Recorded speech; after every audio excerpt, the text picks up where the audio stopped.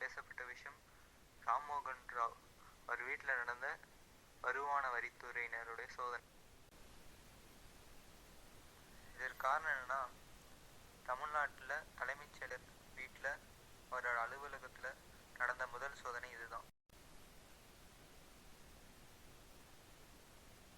1950க்கு பிறகு தலைமைச் செயலர் பதவி வகிப்பவர் IAS படித்திருக்க வேண்டும் என்பது கட்டாயமாக்கப்பட்டது.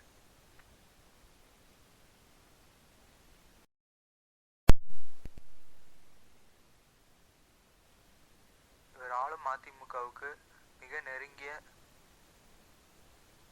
இருந்தார் என அரசியல் வட்டாரங்கள் தெரிவிக்கின்றன. அதிகாலை 5 மணி முதலே இந்த சோதனை என்பது நடந்து வருகிறது. இது தமிழக முதலமைச்சர் O. பன்னீர்செல்வத்திற்கு எதிர்பார்க்காத ஒன்றாக அமைந்தது.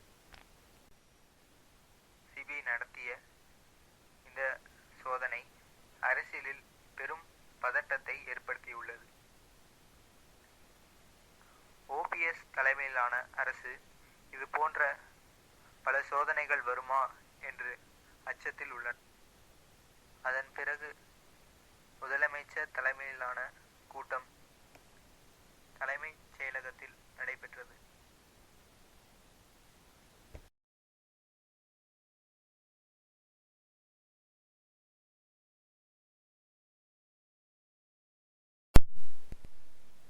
OPS அவர்கள் டெல்லிக்கு சென்று பிரதமர் நரேந்திர மோடி அவர்களை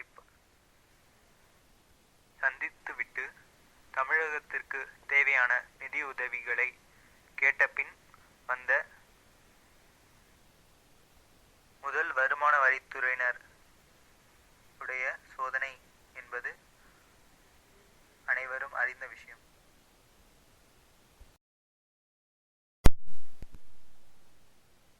ராம்மோகன் ராவ் மற்றும் அவரது மகனின் வீட்டில் நடந்த சோதனையில் 132 கோடி ரூபாய் அளவுக்கு பணம் கைப்பற்றப்பட்டது.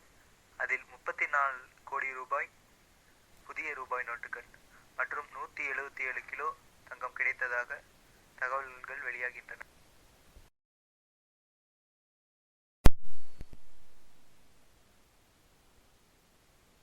இதனை அடுத்து MK ஸ்டாலின் அவர்கள் தலைமைச் செயலர் அவர்கள்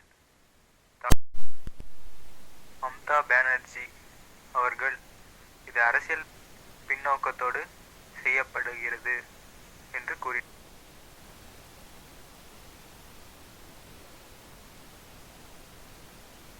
இதுபோல இன்னும் சுவாரஸ்யமான பல தகவல்களை தெரிந்து கொள்ள தட்டுவடை சேனலுக்கு சப்ஸ்கிரைப் பண்ணுங்க.